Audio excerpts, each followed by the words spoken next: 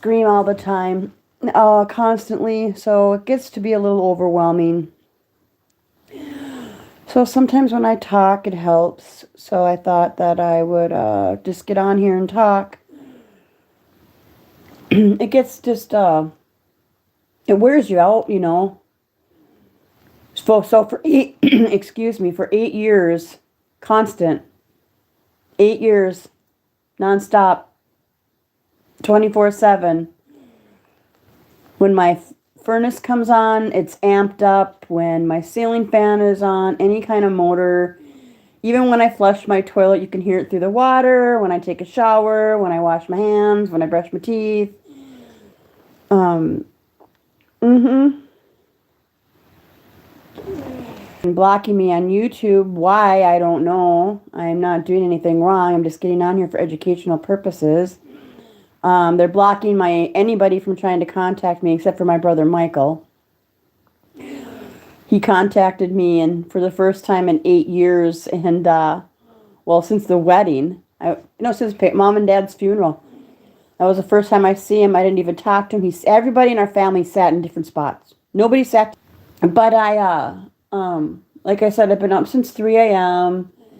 I have the Voice to Skull program, or whatever you want to call it, synthetic telepathy, mind hive, whatever, or frequencies. That's what it is. It doesn't matter. I just thought I'd get up and talk because that seems to help a lot. When you talk, you really don't hear it. I can hear the screaming frequency, but I can't.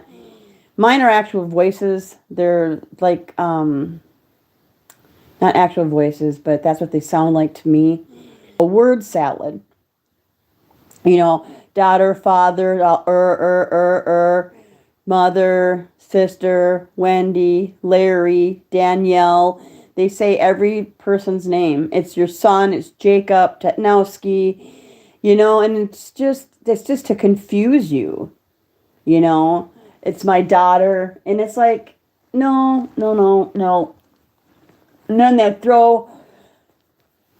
sometimes they'll throw a text from, oh, sorry, I'm tired. They'll throw a text in there, and it's really not from any person I know.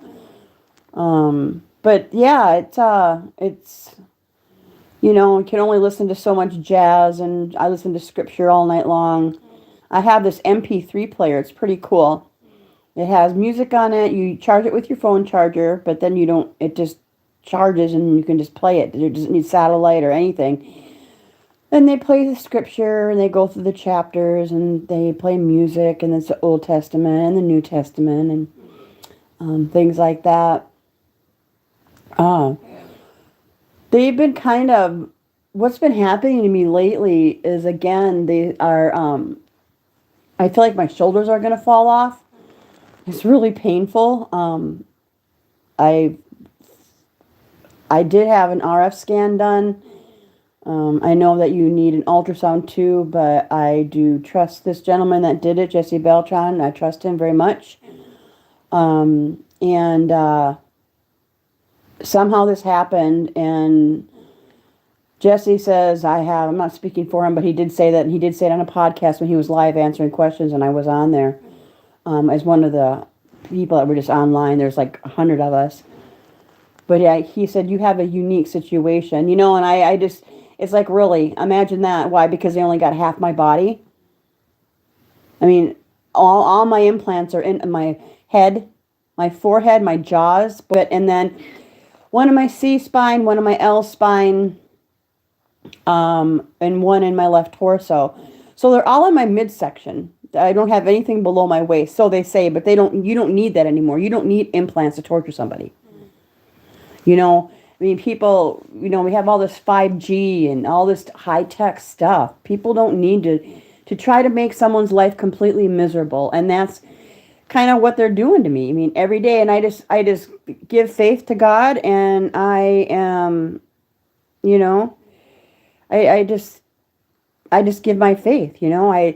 My family has turned away from me in over 8 years. I mean, my children don't speak to me. I have no idea why. They put, and I know some of you that know me have heard my story before, but I think what I'm going to start doing is I'm going to start from the beginning and just tell my story over, not in one whole session, and just, you know, just tell my story. I've mailed out over 100 and some letters now. I'm waiting for WCCO to call me back. They probably tried to, but probably was blocked. So, you know, they always say you're just going to have to go down on foot. You know, you're just going to have to go and be present. No emails, no calling, no texting. Just go down there and talk to them. You know, like WCMP radio station here in Pine City. Just go talk to them. You know, I know people on the board here. Go talk to them. They know me. They've known me for years. And they haven't even heard my story. And they know me. They know I'm not, I mean, I hold on a job. I mean,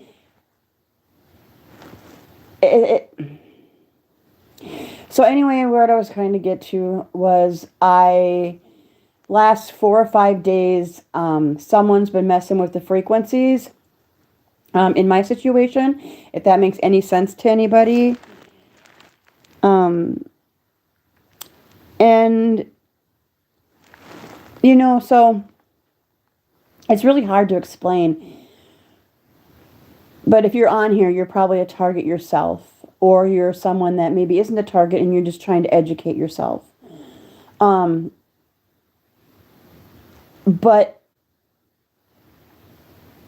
it hurts.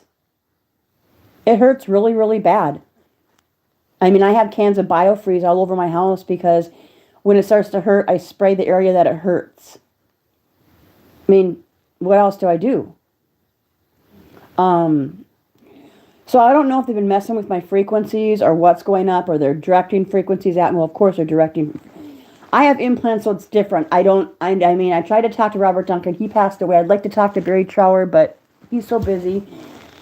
Craig LaForest has really helped. He's really great.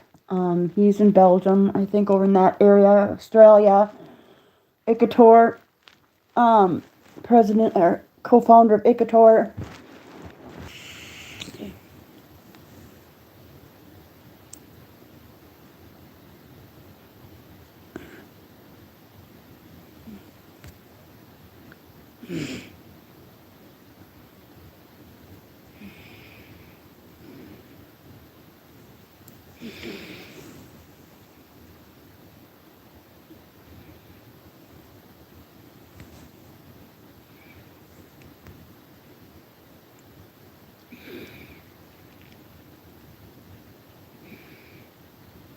Oh, who's MJ316? You better wash your mouth out with soap. You don't tell me to shut up, or let alone anybody to shut up. That's really mean. But that's all right. I'm used to people being mean to me, you know.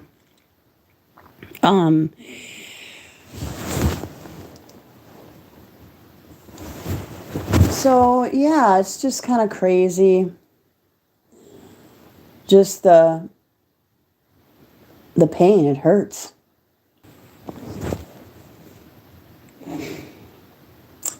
When when I'm in, out of all the years that I've called for his help or talked to him as a brother, we're the same age, a stepbrother.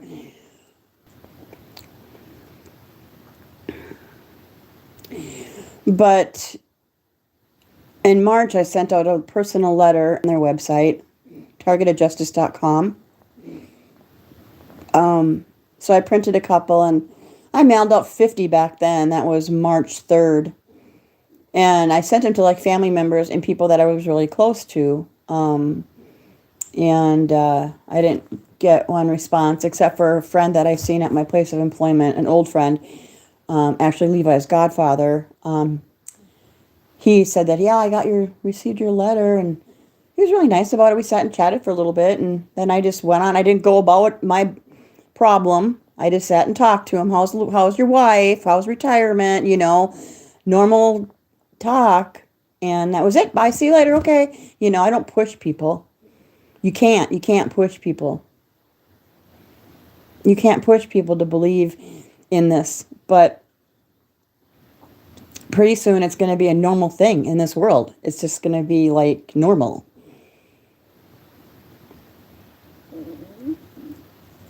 And it's a struggle. Every day is a struggle, but I just keep my faith and move on with myself, you know. Move on. But anyways, I'm talking about my brother. So then I mailed family members and some very dear close friends. There was about another 50, I think, or 30, something like that. I haven't finished it. Finished mailing them off. And I did write personal letters to each one. And I just kind of gave them some websites, you know, to research, a couple of them.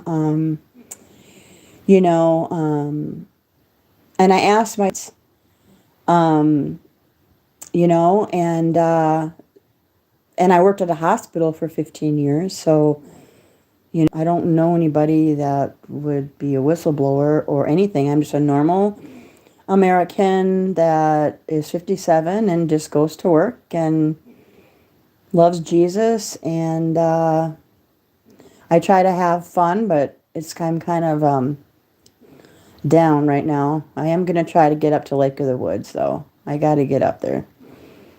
It'll be snowing again in the boat, but not my first rodeo. Just have to pay for my gas, 1 tank of gas. It's about a 4-hour drive. But, you know,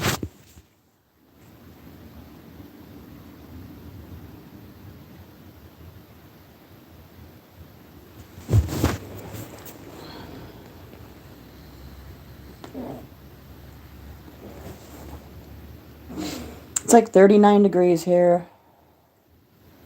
It's cold. I don't really know what else to do. I've listened to scripture all night long. Woke up to my shoulders, feel like they're going to fall off. And then I sit on the show, and then all of a sudden my shoulders will start killing me. And I'm like, oh, okay, this is man-made. I know my body, right?